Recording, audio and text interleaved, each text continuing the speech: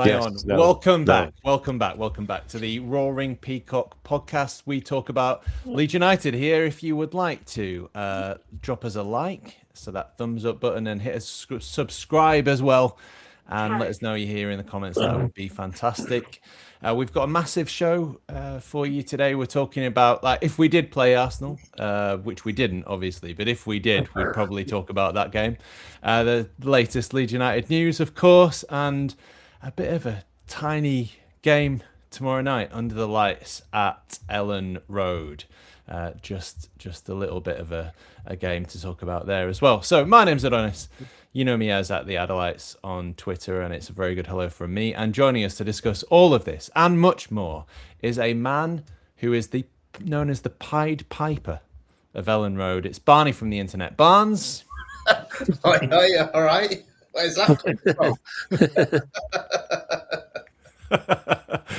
from? Well, yeah. I mean, we don't, and we need to keep on giving you nicknames. You see, this is something that came up in the group chat, if you remember, because you've got you've got a gaggle of people that follow you around. I want a parliament next. That sounds good.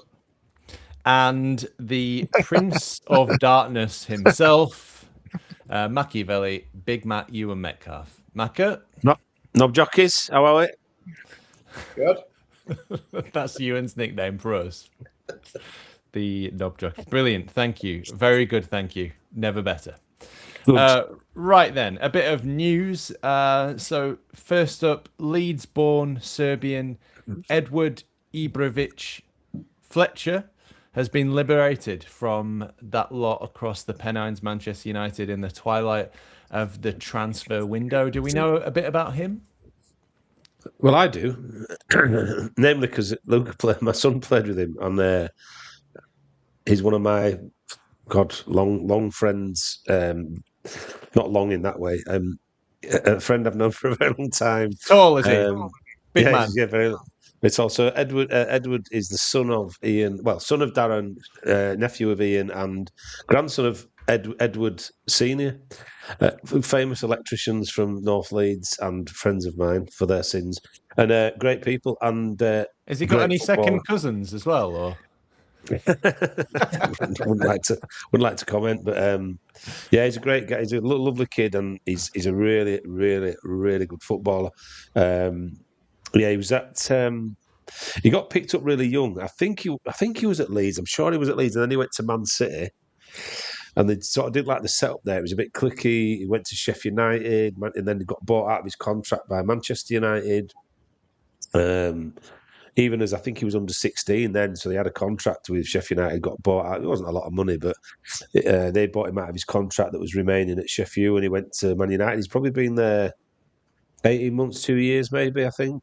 And then, you know, partly because I'm attached to the family and I've known Edward a while and what have you. Just nice to see him come home. So, yeah. And like I say, as a junior footballer, you never know how these young footballers are going to work out, the development, you know, physically how they develop.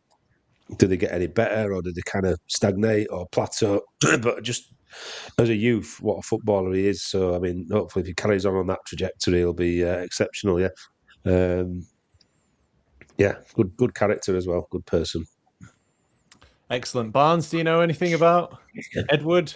Yeah, he's going to be the next English superstar.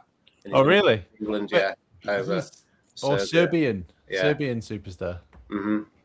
That one as well. Yeah, that one. I think towards the end of the season he might be on the bench for us. Yeah, good lad. Yeah. It's the hearty positivity. I do like that. I do like that positivity. I mean, I'll tell you who might be on the bench by the end of the season: Alfie Creswell, who Farke was exceptionally praiseworthy of. And if you look at him in training, he does look. Yeah, I mean, he looks on it. They released a training video. Is he Richard Cresswell's? Charlie Creswell's younger brother. Charlie's younger brother. Yeah, right. Okay, yeah. Well, we did well with the last Cresswell we had, didn't we? He's doing fantastic, and we need a centre half. Amazing. Good work, Leeds.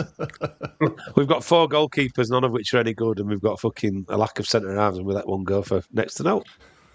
Good work. Love your work. In other news, I'm admiring it from a distance. I'm admiring your work from a distance, Leeds. Well done.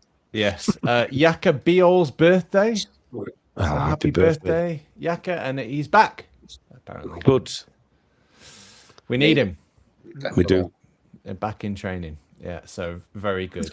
James Justin is also available. Dan James is making progress, but Anton Stach is out with a hip issue, out for 10 to 14 days, and Nemecha is out with a little hamstring issue that he hasn't been able to get rid of yet. So that was the new. Any other news? Didn't buy anybody again.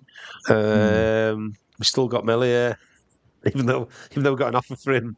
Could have cashed in on him. We're going to keep him to the end of the season and get nothing for him. Yeah, we flirted with Jorgen Strand Larsen, which we were never getting. There's about 4 other players we were never getting. Deadline day passed. We bought a actual child, which is great. All the same, and we didn't sell one of our best players at the last minute, which I suppose, being Leeds, we should be grateful for that. Right. Yeah, we didn't get rid of Piru, for example. Send Piru out and not be able to sort of replace him. Well, even Piru, but the Leeds way is, who's been our best players?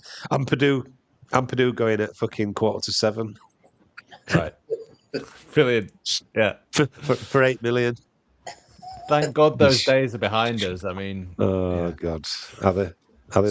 So we offered 33 million for Jorgen Strand Larsen, plus 6 in bonuses. Do you think that was a fair price, Barnes? Yeah, I think what Crystal Palace have ended up paying is just absolutely crazy money for a player that what's he scored last season? Was it 14 goals? 14, yeah, 14. Which is probably a lot in the grand scheme of things in the Premier League, but £50 million on it just seems a hell of a lot of money where he's not consistent. And also what the Wolves fans were saying, he doesn't move a lot, doesn't do a lot in the air kind of thing. So I think we've been lucky. I think it would have been a great addition if we paid that, if they accepted our bid, but 50 million just seems crazy money. So if my question to you is, if Dominic Calvert-Lewin scores 5 more goals this season, can we then sell him for £50 million? Well, in theory, because he's at peak age, isn't he? Yeah, peak age. He's experienced 28. Yeah, experience. That would be right business, though, wouldn't we? Get him on a free transfer, then sell him on for 50 million. That's like Football Manager. That's video game stuff. Yeah. But I mean, if Jorgen Strand Larsen is worth that much, then right. A few of your comments then. Point being, is not worth that much, is it? That's yeah. Don't ruin our dreams, Becca. As much what as about you Strand love Larsen? Strand Larsen is I think 33 and whatever it was, 5, 6 is far too much anyway. Everybody wants that shiny toy. Yes, he scored a few goals last year. He scored 1 this year. Admittedly, he's been injured, not played at the start of the season, but I think he scored 1 goal. Right. So where the fuck do you get £50 million from? It seems expensive. I mean, I'll put it into context. It's not that long ago. Rafinha, 65 million. So what are you saying? It just seems like robbery to me. It screams of a club that's desperate to avoid relegation and keep their manager. And keep her. And it keep manager, and also it's generally inflate prices. And we wonder why we don't do a lot in January, because you're paying prices like that. Just crazy. I think there was this massive backlash, right? So, but the thing is, they dangled the shiny new toy that Macca was talking about. They dangled that shiny new toy in front of us because it got leaked, presumably by the agent or Palace. I mean, Palace would want to start a bidding war, wouldn't they? They would want to alert the rest of the Premier League and the rest of the footballing world to this bid, wouldn't they? Because that would help them. But then we didn't get him. We didn't get the shiny new toy that was dangled right in front of us. So then a lot of people complained. I think if we'd have paid that much, if we'd have equaled the bid and got him, I think people would be complaining that we spent too much. Exactly. Yeah. That's lazy. I think you can probably get, and let's be honest, we're short in more areas than that, than striker, and probably more crisis. If we lost, I don't know, Rodon, if Billy Hall and Rodon were out at the same time, we've got a problem, haven't we? We've still got Metcha, Pirro, him, others that could probably do a job. Now, the problem I've got with this, and I don't know whether January ever solves this problem, is for that money, you could go and buy 4 players, 3 players, decent standard. And we're talking about squad players at this stage. He's not going to start above Calvert-Lewin, I wouldn't imagine. He's not going to suddenly drop Calvert-Lewin and put him in. So where does he play? Sits on the bench. If Calvert-Lewin scores on Friday a couple, if he scores against Chelsea, you're not going to drop him. So we've got another, however many games we've got left, 10 games left of the season, and we've paid 50 million for him. And if we did, heaven forbid we got relegated, we're stuck with a player on huge wages we've paid 50 odd million quid for, or 40 odd million quid for, that is probably going to leave for less. I can sort of see the logic, and I think, I think that the 49ers are pretty not frugal, but they're kind of quite guarded with let's not get excited and do it through emotion. They're quite sort of systematic with the way that they run the club. That sometimes is a little bit unexciting, but at times it'll probably save us. I think there's probably, like I said, that's my worry, is why can't you go and why haven't you got a backup plan to think, right, well, we haven't got Strand Larsen, but we've got these other 2 players we want to go get for 10 million each that are going to help the squad, but it's easier said than done, isn't it? It is, right. I will get around to a few of your comments then. Dennis, 1997 LUFC. A up, lads. How we doing? Just A up, Dennis. Just got home from work. Pleasure to listen to you guys again. Well, it's a pleasure to have you along with us. And he said, I would have got Armstrong to Leeds as a striker. Shame we didn't. Fair play to Wolves, who got him way better than Strand Larsen. Interesting. Paul Homeboy 2174 says, evening lads. Evening, Paul. Evening. Paul. Good to see you too. And I have put down on the little scroller across the bottom there, if you want to put in your score predictions for tomorrow, you can get them in early like 8-Ball Ali has done, and he's predicting a 2-1 win, which would be fantastic. Right then, a match review is in order, I feel like. We may have played Arsenal. We may have lost 4-0. I was in the Kop, and the goals may have gone in right in front of me in the first half. And I may have got rather annoyed. But let's ask first thoughts then. Barnes, should we start with you? Barnes, first thoughts. So my prediction was I didn't think we were going to get battered. We ended up getting battered. It was one of those games where I was like thinking they're like top of the league, and you were expecting like a really expansive, great footballing team, but it was just very sort of robotic system-like football. It wasn't very exciting to watch, but they managed to score 4 goals against us. I can't really pick out any sort of tangible points why we lost 4-0. We respected them too much, I thought. We let 2 easy goals in. I mean, Darlow again. If that was Perry, he would have got absolutely slayed. But Darlow let a goal in. The first goal was too easy, and I just if Arsenal end up winning the league, they haven't won it by being an attractive footballing side.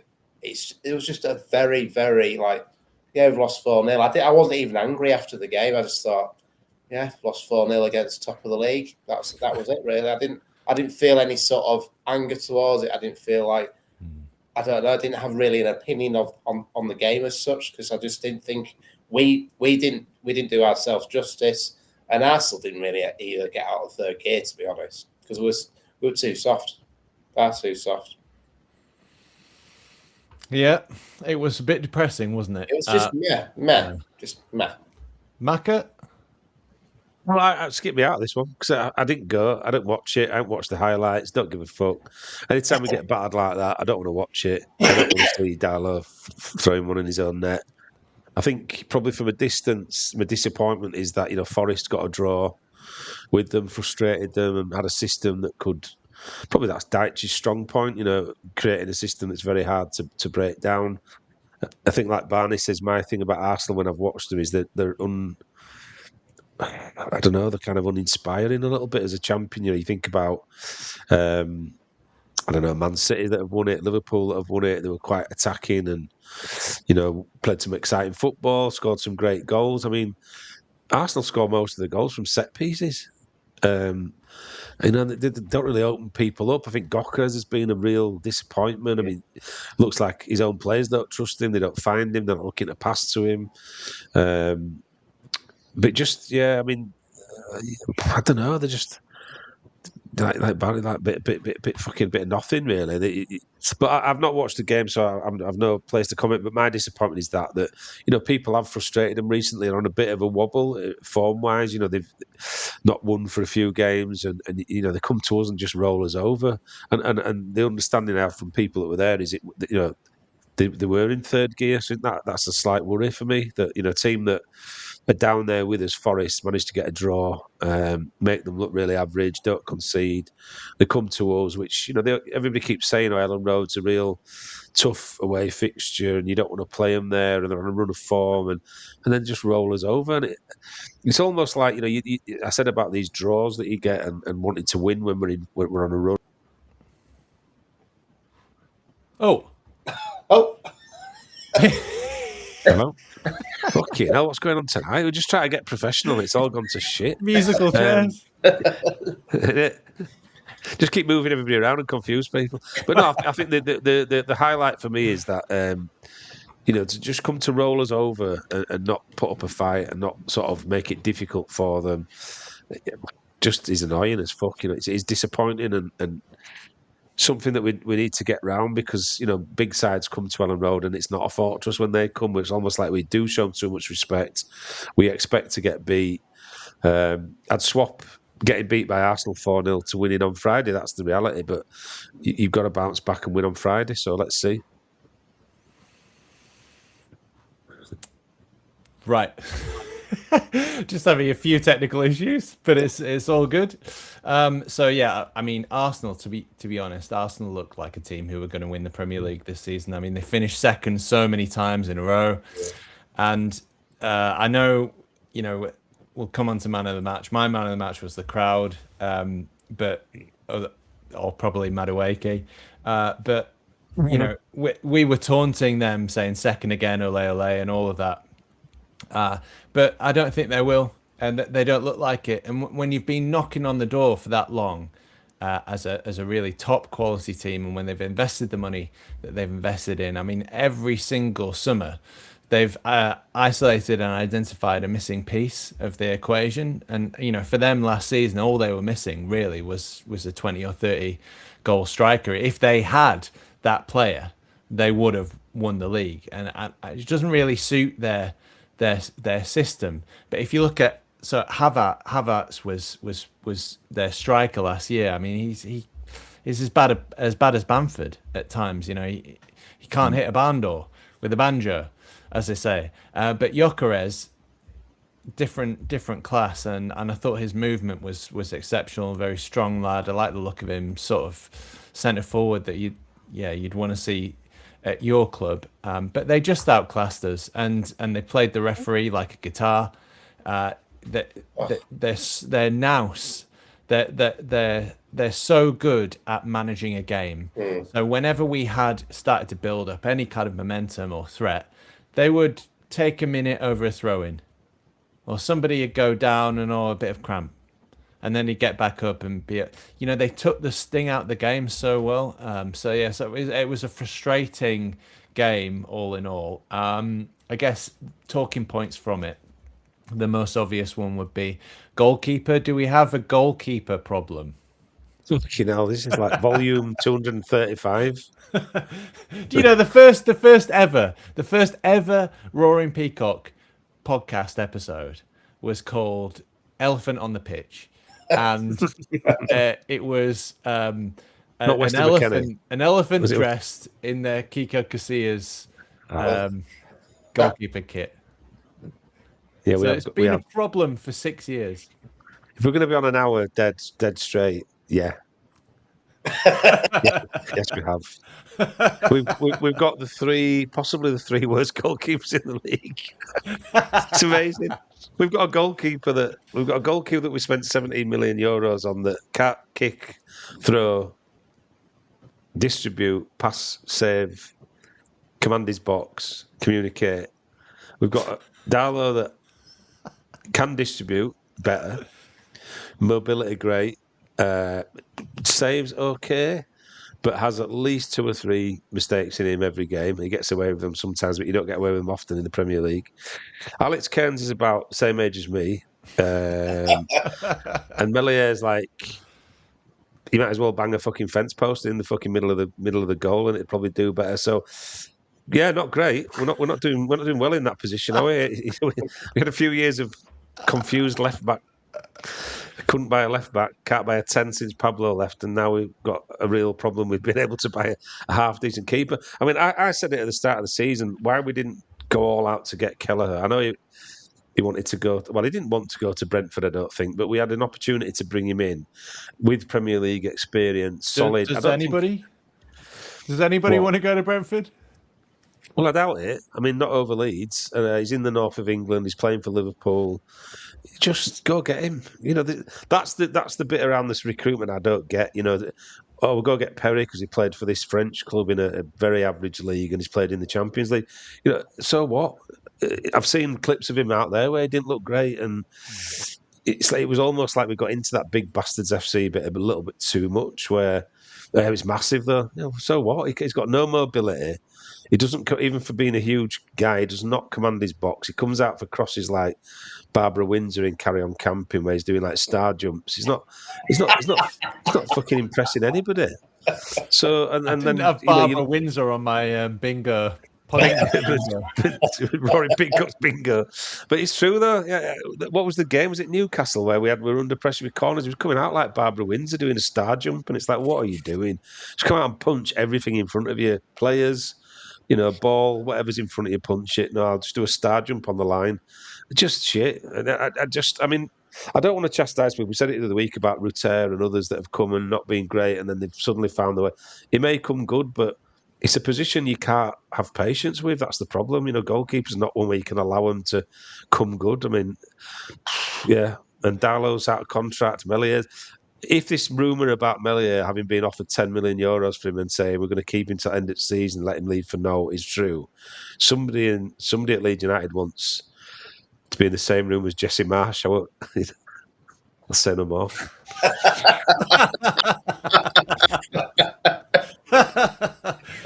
Oh, brilliant. Yeah. I'm not sure about the Besiktas offer, and I mean, he was asked about it in a sort of roundabout way because obviously the Turkish league, the window is still open. That's right. So that, you know, there was a potential for a deal to be done there. But I think, you know, would you let him go if that offer was there? I think you'd have to, wouldn't you? And I just watched the training video, and Lucas Perry and Alex Cairns were heavily highlighted in the video, in the frame. There was a big section of just them two making saves. So I imagine Perry will have won his place back after that performance by Darlow. It's not great, is it? It's not great. It's with the one position that you can't afford to get wrong. Barnes? It also shows to me that, like, usually 9 times out of 10, you always have your goalkeeper is always the first choice all the time. You're always going to have the first choice all the time. And it's very rarely you'll see a goalkeeper being changed in the team. Other than the cup game, get it. But other than that, if a coach has started to change the keeper because of issues, that's worrying, especially in a team where Farke is very much down the line. This is my team all the time, and he always defends his team. But the fact that he's taking Perry out of the sort of the firing line a little bit is a little bit worrying, especially when we're at the business part of the season now, where we want that stability in the team. So it's a little bit worrying. But I think it also shows that Perry was fourth choice in the end, wasn't he? Because of disagreements in the recruitment stage or what keeper we wanted. So I think, is it Farke like playing? Is he like, I don't know, power playing the board a little bit, saying, I told you he wasn't good enough and that this is what's happened. So it doesn't look good. And if I was another team looking from the outside in and seeing the keeper being changed throughout the season, there's something not quite right there. There's something's gone wrong with recruitment. A few of your comments, Dennis, 1997 LUFC. Are we actually selling Meslier? Do we sell players? We don't sell players. We'd let them fucking vegetate and lose value on the bench, and then we'd give them away to somebody. Have you guys heard about it? Since we're talking about Arsenal game, we got flashbacks of Meslier. I mean, that Arsenal game in the cup. I mean, you remember that performance forever. I mean, that performance kept him in the team for years. Like Liverpool game, Jesse Marsh, he saved his thing. He was man at match. He was unbelievable. I mean, where does that go? I don't understand it. It's got to be a mental issue. It's not about ability. It's not about capability. It's not about physicality. It's a mental thing. Every time I look at Meslier, I see somebody whose brain is somewhere else. I think also for me with Meslier, he's still a very young goalkeeper, and it's you don't see many young goalkeepers. He's 92. You don't see many young goalkeepers playing week in, week out, and I think we all said it that season when we were getting relegated and we were just getting pumped by teams. That cannot be good for a goalkeeper's development, and I think he should have been taken out then. And probably it's had a bad effects with him. So like the mistakes he was making in the Championship last season, it's like flashbacks again, isn't it? Like PTSD, thinking shit, I've done it again. Yeah, but he's focused. I agree with you. I think you're right. He's shell shocked. So that's what he is. But that's the mental thing that shows during the game. But also he's focusing right. You look at. The one thing somebody who's in that position would do, you think they'd be really focused and concentrated. There's times where I look at him and I think he's neither. And I don't get. I mean, I feel a bit sorry for him because during Marsh's reign, this iconic reign that he had where everybody else was at fault, he decided that not having a goalkeeping coach for a 23-year-old keeper would be a good idea. I mean, he's a fucking idiot, but. And I feel sorry for Meslier in that respect. I don't feel sorry for him in a lot of other respects where I think, I just don't think he's on it. I think he's almost one of them players where he's comfortable earning a fortune a week to sit on a bench and be called a French under-21 Premier League football player rather than really striving to be the best he can be. And I might be way off the mark, but how's Alex Cairns in front of him at Leeds? Alex Cairns has pretty much been brought in to be a home produce PSR type, pawn. And I reckon if Madalo and Perry got injured, I'm pretty sure Alex Cairns would be in there. I don't know why. I just think that. And you imagine fucking hell. Nobody trusts him. They don't trust Meslier in goals. Nobody. The players don't trust him. I said that before when he was dropping shit in the Championship. Rodon, Ampadu, Pirro. Nobody trusts him, so you can't play him. So how we can't move players on? He should have been moved on at the start of the season, really, because he was never going to get. And what's happened to young youth players? That's my question. You used to have like Paul Robinson had come through, or Alan Smith, or you look at it now, and there's no young players getting a chance to, or being good enough to get into the team. Marcus Abad was the goalkeeping coach. He was very bad, yeah. Interesting. So we moved him on in 2023, and then he spent a year at West Bromwich Albion. Yeah, and then is he at Valencia now? And now he's gone to Valencia. he's followed what's his name, hasn't he? Yeah, Victor Order. Fucking hell. No, I can imagine those conversations. Victor, he's followed the ex under 21s coach. Oh, yeah. No, I was going to say Corbran, not Corbran. Corbran, yeah. Corbran, yeah. Do you know what I was going to say? I can imagine that conversation. Right, Marcus Abad. I've bought another shit goalie. make silk purse out of sow's ear, please. Polish this turd I have bought from the French league for. Dear me. Some things never change. So Besiktas are interested in signing Meslier. I do think he needs to go somewhere and build his confidence back up. I do think his confidence has been hit. A few of your comments. Nora says, "Hello, everyone. Hello. Hello. Good to see you guys." And good to see you. And Corporal Callahan says, "Evening, gents. Good evening, Corporal. Thank you for your service." To the regiment. I wish I was there. And a few more of your comments then, before we get lost in references that only old men will understand.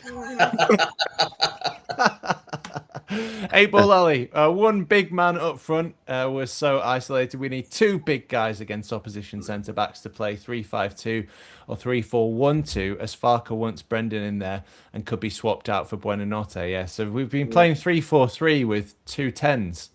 So to go from a system where we needed one number 10 and we haven't had one at the club since Pablo Hernandez, we've now moved to a system where we need 2 number 10s. And so we brought in Buonanotte in for Jack Harrison, which kind of makes sense, although he hasn't had the best start. But I think I'm with Ali here. I prefer 2 up top. I know Metcha's injured at the moment, but I prefer 2 strikers working in a partnership with each other. Correct. That's when we're at our most dangerous. Get back to it. Stop pissing about. Aronson's not a 10. I don't know what he is, and I know he's had a really good run of form, and he kind of earned his place on the pitch, but he's not a 10. He's never been a 10. No. Sorry, no. He's been playing quite well recently. Is he a 10 though? Is he playing in a 10 role, a traditional 10? Not really. I mean, people have got obsessed with this 8, 6, 10, 4. Is he a Pablo Hernandez? Has he got that vision? He's an 8. Has he got that vision? Has he got that capability to be a match winner, unlock things when it's tight? No. If he was more talented, he'd be like Lee Bowyer. Yeah. He runs up and down the pitch all day. He's like a little terrier dog, and he makes lots of challenges, and he does loads of things. Yeah, he does. Yeah. Really well out of possession, blocks passing lanes well, closes people down, pressures them, gets them to pass the ball back to their centre backs away from our goal. Brilliant. All that stuff's great, and he's added a little bit of decisiveness recently in recent games. And that's been fantastic to see, that finish against Man United. Amazing, incredible, brilliant. But yeah, he doesn't have that flow, does he? He doesn't have that skill that you expect from number 10.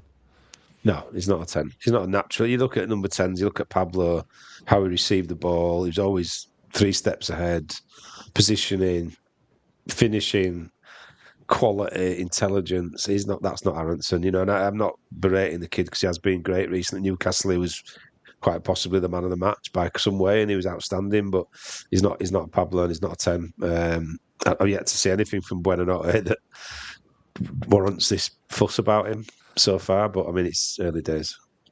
Yes, but not got off to a great start. Really. Dennis says, do you guys agree with Longstaff coming back in the starting 11? I really like him, and I think he's got a good delivery, and also Dan James is coming back. Barney? Absolutely. I think Longstaff's been one of those players we've missed in certain games recently, especially against Arsenal. We needed that bit of experience in that team, because if you think about it, if you look at that team, there's not a lot of Premier League experience. I think Longstaff's the actual sort of player that we need, especially just to calm it down in midfield and just do the basics right first before we start thinking about going forward. And I think the really disappointing thing with the Arsenal game was that Dominic Calvert-Lewin was so isolated. They were just hoofing the ball up to him. There was no players near him. And we're really good at winning the second balls, but we had no chance winning the second balls against Arsenal. So as soon as we weren't winning the second balls, it was just straight into Arsenal's hands again. So Longstaff for me needs to start tomorrow, definitely. Let Gruev out. I'm sorry, I like the kid and I think he works hard, but he's not good enough. And You know, I would talk about Tanaka maybe. I worry that he'll be on his way. Yeah. Clearly don't fancy him in the Premier League. The physicality of it, the quickness of it, he's just not adapted well. Which is a real shame. So it seems inappropriate to wrap up the match review. It seems inappropriate to do a magic moment or a man of the match. So we'll just move on from that. There is one magic moment for me. Yeah, Waka. Is how professional football is in what is meant to be the best league in the world cannot make a throw in. Oh yes. Oh, brilliant. Yeah. What's that? 6. What's that? And I mean, I was 8 pints deep in. Yeah.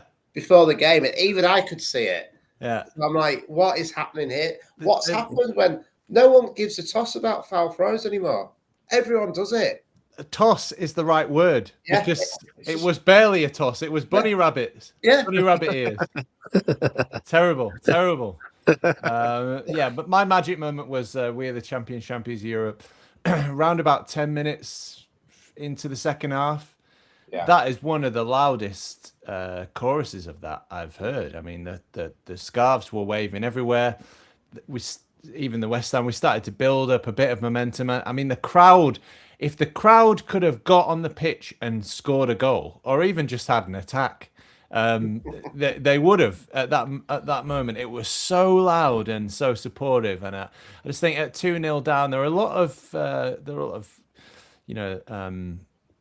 libraries for football grounds in across the country, and Elland Road is not one. Very, very, very special place. Right, moving on then. Really quick. I saw a lot of compliments to the Leeds fans as well from Arsenal fans, from Arsenal TV, their manager, Arteta. There was so much praise for Old Stadium, great atmosphere. So that's wonderful, isn't it? I mean, we need to stay in there because, like you say, there's a lot of churches, a lot of stuff going on out there. I'll tell you a really quick story. It's quite funny. It's not glorifying a Leeds Arsenal game, but we once played them when Thierry Henry was playing.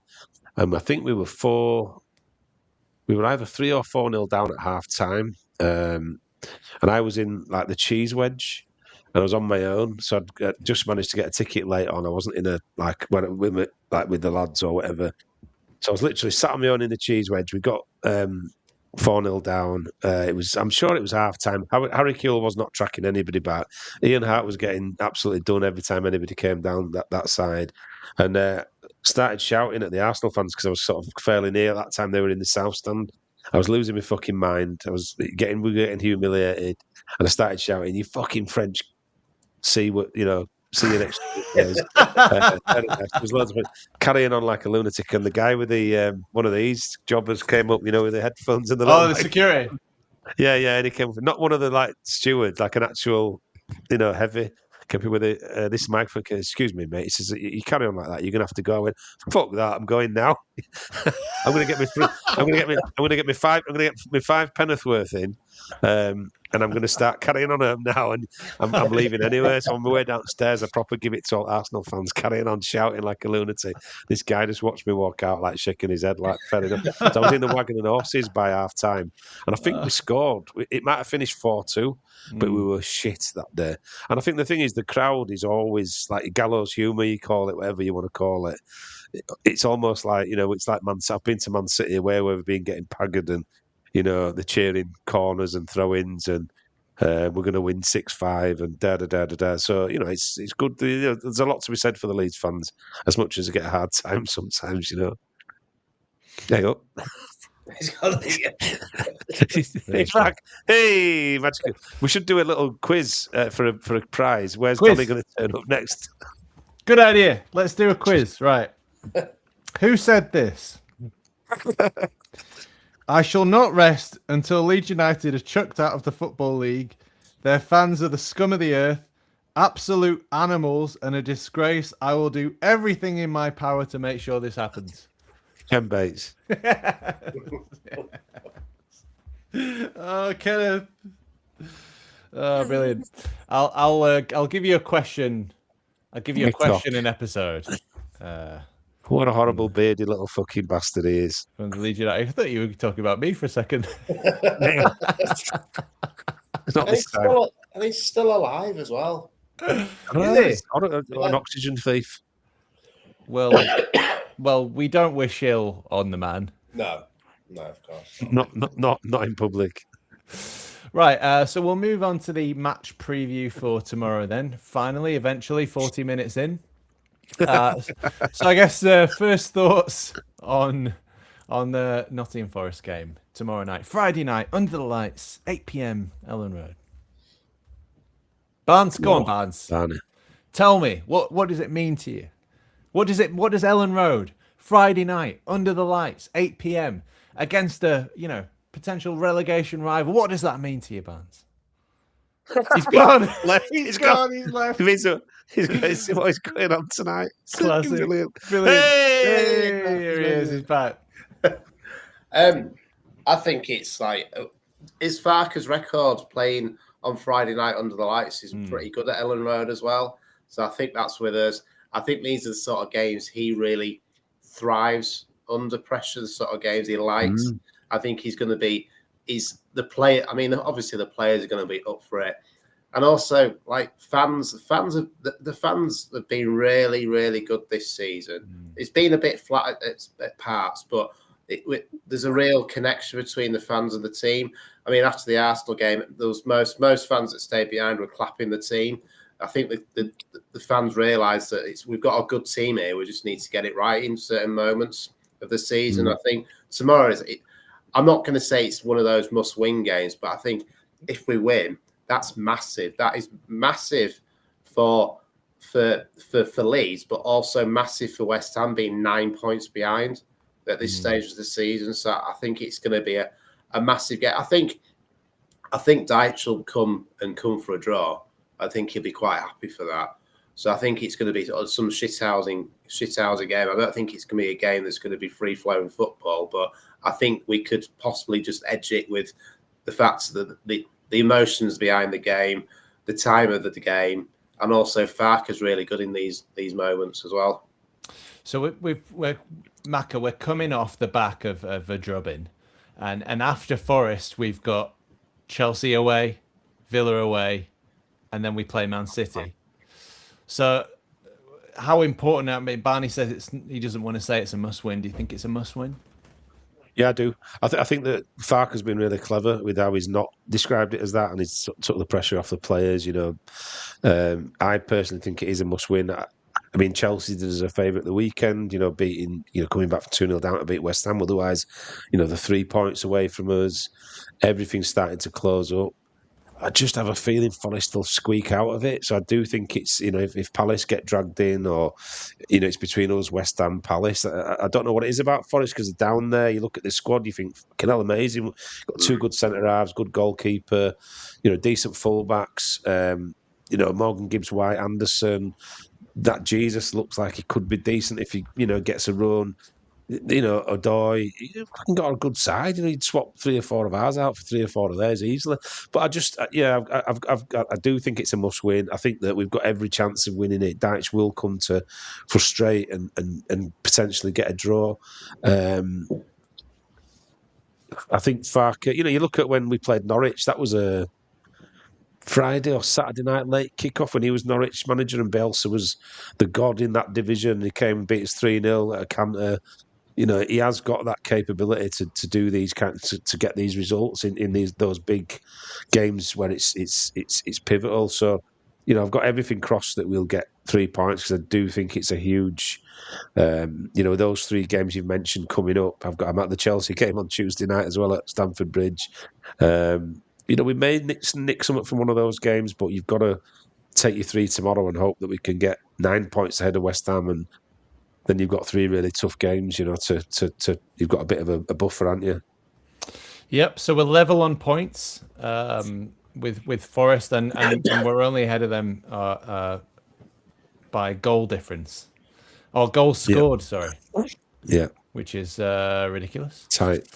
It's Forest are an odd team, aren't they? They've had some odd results recently. You lose to Villa, you lose to Everton at home, you scrape a win against West Ham, but then you get a draw against Arsenal, beat Brentford away, but then you You draw 1-1 with Palace, get a man sent off. You lose against Braga, get a man sent off.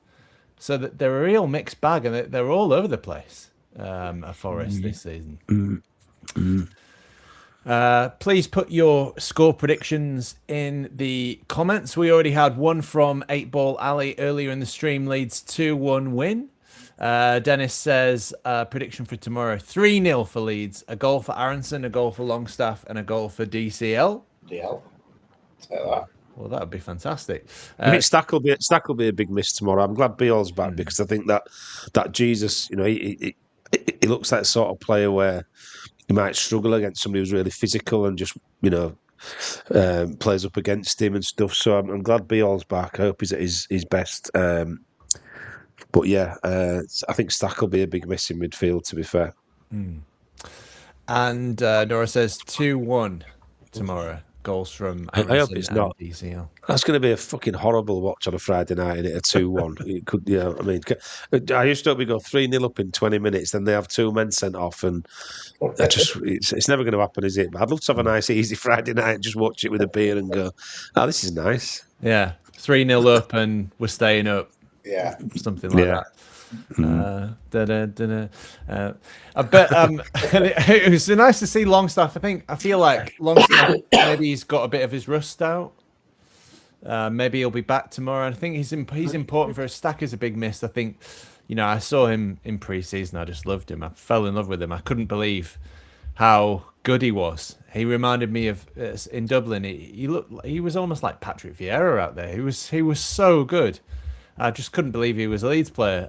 He hasn't quite hit the levels that I thought he might, but he's been great. I think Longstaff coming back is timely if Stack's out, and I think Longstaff is our best set piece taker. I don't know how good Buonanotte is. No, well, I think that's the thing. Barney said it. If you're looking at Stack being out and he's the sort of delivery.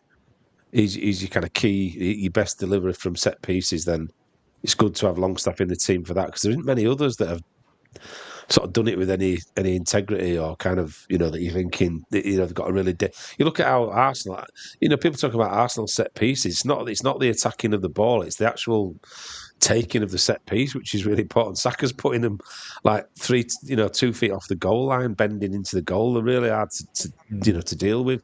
So I do think that somebody on corners, free kicks is really important. Maybe that's Longstaff, and nobody else has convinced me yet. Just mention Corporal Callahan as well. He was very appreciative of us saluting him, but he said, "Remember, no saluting is an NCO." What does that mean? Non-commissioned officer. But we salute you anyway, Corporal. We might salute you anyway. Yeah, it's fine. Yeah. For your service, thank you. Again, right, the alternative Premier League table. This is the 2020. Have you seen it? 2025-26 Premier League table, with each side's total goals from the summer of 2025. They're new faces. This is just goals from the recruits from the summer. Barney, seen as though Mac has already seen it. Barney, I haven't seen it. It's a different one. It's a different one. I'll tell you about that in a minute. So this is the Premier League table sorted on goals by summer recruits. Can you guess where Leeds are in that table?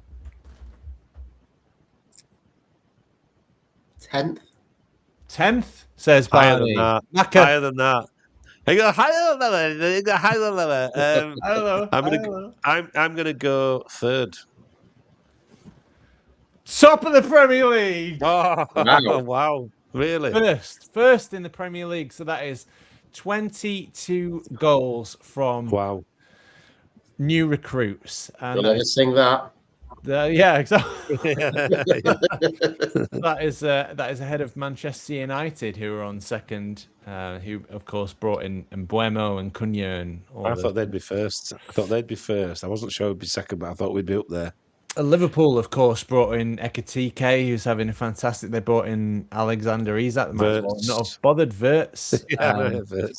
on 18th. Arsenal, who brought in Victor Gyökeres and all of those players on 15 goals. Sunderland, who everybody talked about how well Sunderland have recruited. Oh, they've spent all this money. How well have they done? They're only in 5th.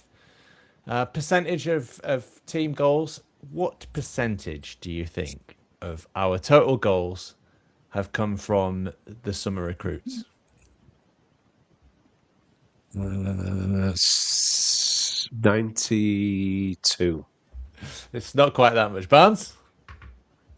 It's closer. 70. Surely it is. It's split the difference. It's 84.6%. Oh, far off. So not bad, eh? Not bad. I'm It's thinking almost Stack, like they know what they're Beyond doing. the Metcher, Stack Beyond the Metcher, Calvert-Lewin. There's some, some Longstaff. There's been loads of goals from our new recruits. Yeah. Stack. Yeah, Yeah, brilliant. Excellent. So I think we did all right. we did. My table was if games finished at half time this year, this season, where would Leeds be? Top 4. Not that good fit. So if the games had finished at half time this season, 12th, it's not bad. 11th. 11th. Oh dear. We'll bring in the new rules, Premier League. 45 minutes is fine. It's absolutely fine. Nobody wants to watch a 90-minute game anymore. We've got short attention spans. Make it like American football. 14-minute thirds. Let's get off there. I don't mind quarters. I don't mind it. I actually don't mind it. I realize I'm in the minority, but I don't mind quarters. I think it's quite a clever way of doing it. Imagine the amount of pints you could get in a quarter. Oh, Now you're thinking. Barney's fucking literally he's going to vote for it. Now you're thinking, Baz. Although Barney wouldn't see past the second quarter. That's all I'm worried about. Who's playing? Yeah, well, you what? Hey, where am I? I'm on the pitch, lads. Look where I am. I'm in changing rooms. Hey. Well, I'll be on the pitch tomorrow night. Celebrating the marching out together. It's the LGBT game this season. Cute. So I've been asked on the pitch to wave the flag as a proud ally, and you can be an ally too. You don't have to be part of the LGBTQ. Anybody can be an ally and stick up for that community. And what I was thinking?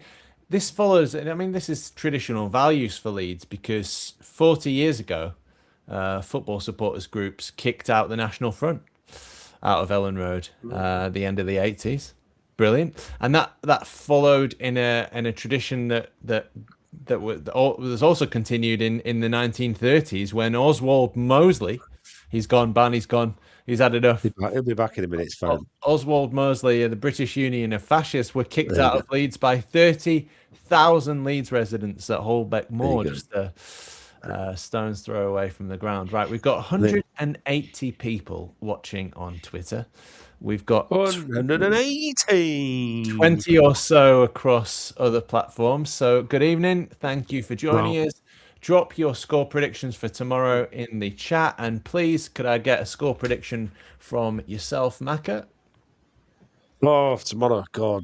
I should have asked Barnes first. No, it's fine. Then could have delayed, giving you a chance to think about it. 1-0. 1-0. 1-0. That'd be even worse than 2-1. Barnes? I'm going to go 2-0 Leeds. Yeah.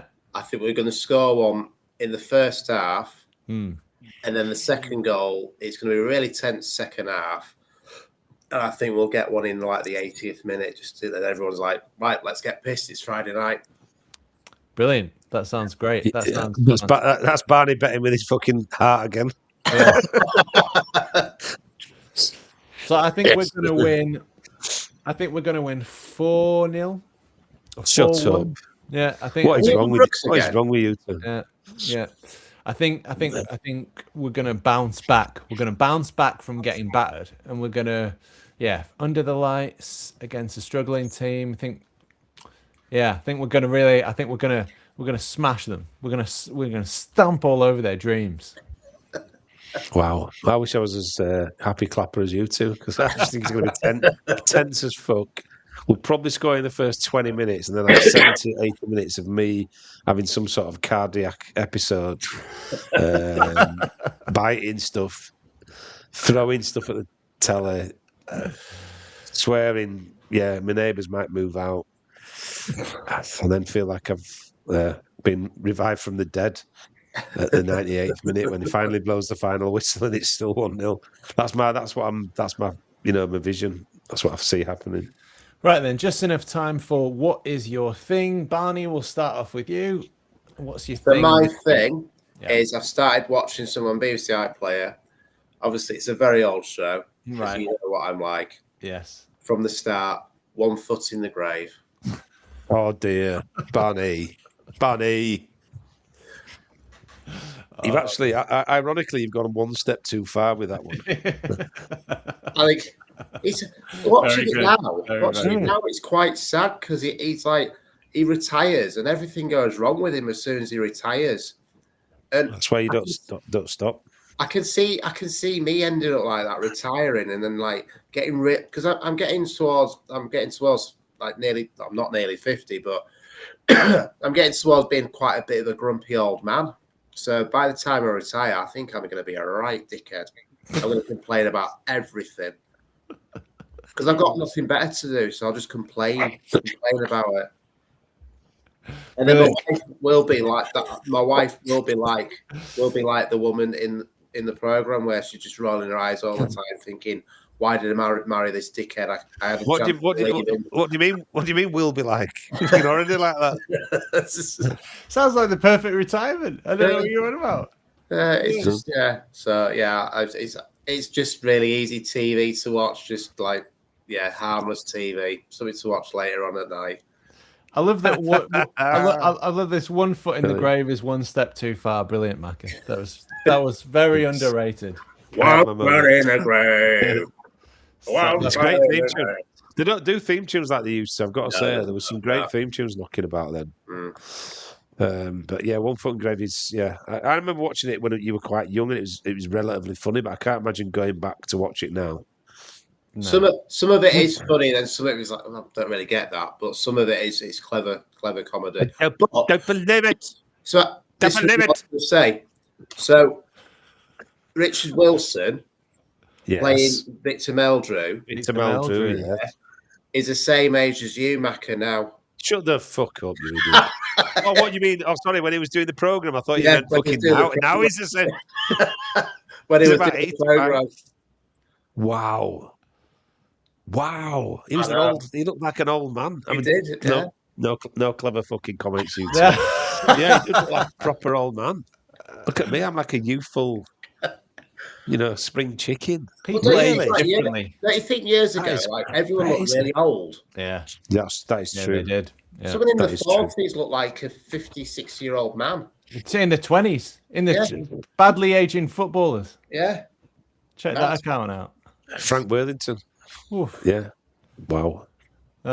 Harder times, difficult times. Lots of everyone smoked, of course. Alcohol. All of that damage to their bodies. Just. I don't even think it was that. I think people are more educated now in how to present yourself, and clothes are better. And I always think like if you look at like the older generation, like my granddad and my granddad's generation, everybody wore a suit all the time. True. Or at least a jumper and a tie and a shirt. And a cap. I just think it makes you look older. Yeah, flat cap. One of my granddads had a trilby, and the other one wore a flat cap all the time. So it's like a pork pie hat. My granddad Dick as well. No, my granddad Tom smoked cigars, and my granddad Dick smoked like a fucking navvy. Just smoked like 76 a day. Had yellow fingers, raspy voice and all that stuff. Yeah, so I think lifestyles were different. I don't think people cared. I mean, I don't know if that's a bad or a good thing, actually. Cared as much about their appearance. You look at it now, especially the next generation of Instagram, and you've got to look this way and you've got to look like that. But I think there's a lot of good things to be said about it, but I think people look worry far too much about how they look and rather than their substance. And We're gonna have to start "What's Your Thing" earlier, I think, on these streams. it's Barney because he fucking threw a curveball in there with one foot in the grave. I'm throwing that Richard Wilson was my age when he did it. I'm shocked at that. That's thrown me out, mate. Jonathan Brooker said, "I don't believe it. I don't believe it." Macca, what's your thing this week? Well, I'll keep it brief because I know we're on limited time. But things this week, we tend to go for telly, and I'm going to be boring and do it again. But Mayor of Kingstown, I don't know if you've been watching it. It's sort of 4 series in. But that's quite good. I've started watching the first series of that, which is really good. And then for some reason, my missus was like, I want to watch something that's just a bit throwaway and a bit kind of kind of like easy to watch, but like interesting to watch. So for ages, do you know Rivals? I don't know if you've watched Rivals with Danny Dyer in it, and it's kind of like throwback to like 80s. Yeah. It's like lordships, and it's about when it's almost like the birth of like independent TV. So like David Tennant plays an independent TV mogul, and it's quite sort of. It was written by Gilly Cooper, so it's a bit sort of raunchy and quite throwaway, like this kind of thing. Yeah, it's a bit like a modern day Carry On, but with like decent acting and quite good characters. So to be fair, it's okay. I kind of watched it almost just to keep my missus happy and watch it by osmosis, but it is okay. Danny Dyer's good in it, and it's quite funny. Brilliant. And for me, it's The Last Dance. So this is a mini series about Michael Jordan and the Chicago Bulls. It's The Last Dance was their final season together. They were going for the three-peat. And I'm not a big fan of basketball. I think you're going to get a pain in the neck going from side to side. There's too much scoring. There's too much back and forth all the time. It's just, I love just shit. Another shit American sport. Don't even get me fucking started. Baseball, American football, basketball. What can we invent that nobody else wants to play because it's wank and we can pretend to be world champions at? I liked playing basketball, but watching it is a bit difficult. I mean, maybe I'll get into it. It might be easier to watch than baseball. But anyway, this documentary is absolutely fantastic. What happens to his dad is insane. And the way that he deals with it. I mean, he at one point he sort of retires and then goes and plays baseball. It's just crazy. It'd be like Messi retiring and going to play tennis or something for a year. It's just he's such an interesting story. It's a very, very well made documentary. You sort of have to get over the hump of the first episode or two, and then it gets really good and it gets better and better. And the stuff about his dad in the last episode is really emotional. It's really touching. It's really fantastic. A personality, a phenomenon in the 90s that sort of, he just sort of transcended the sport like the greats do, like Ronnie O'Sullivan does, etc., etc. So a really good watch. I was slow to the party, but yeah, highly recommended. So a few of your comments then. Jane, that's my mum, says DCL hat trick. Come on, Dom. That would be fantastic. I would absolutely love that. Michael Brown says, with Leicester City officially being deducted 6 points for PSR issues, where's the points deduction for Man City, Michael? PSR issues. Surely Leeds United can sue them as it relates to a 2-season period, which also affected Leeds' relegation, placing in the Foxy promotion. Yes, but Michael, the thing is, we had to get relegated because otherwise we might still have Jesse Marsh. No, not Jesse Marsh. Well, maybe. Or who was it was Big Sam, wasn't it? Anyway, we got Farker now. Things are much better. It all works out at the end. I blanked it from my mind. Big Sam, fucking hell. David Mallam says Teesside White's at Elland Road tomorrow night, minus one member who sadly passed away, who will be mentioned by Bryn Law in his LUTV commentary. R.I.P. Michael Wilkinson, MOT. All Leeds, aren't we? So sorry to hear about that.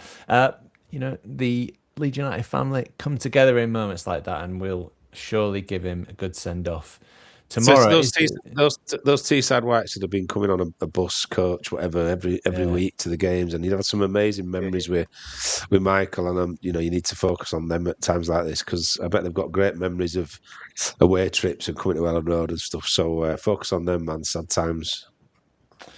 Yeah, I remember talking to the Lincoln City fans who were at the game in 1985, and they were on that trip back from the Valley Parade fire.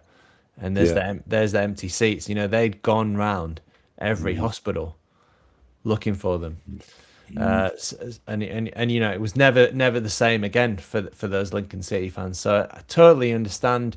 If he had a seat, you leave it spare, you dedicate it to him, and retire the shirt. Yeah, retire the shirt. Yeah, absolutely. And we wish you all the best, and we're thinking of your friends and family.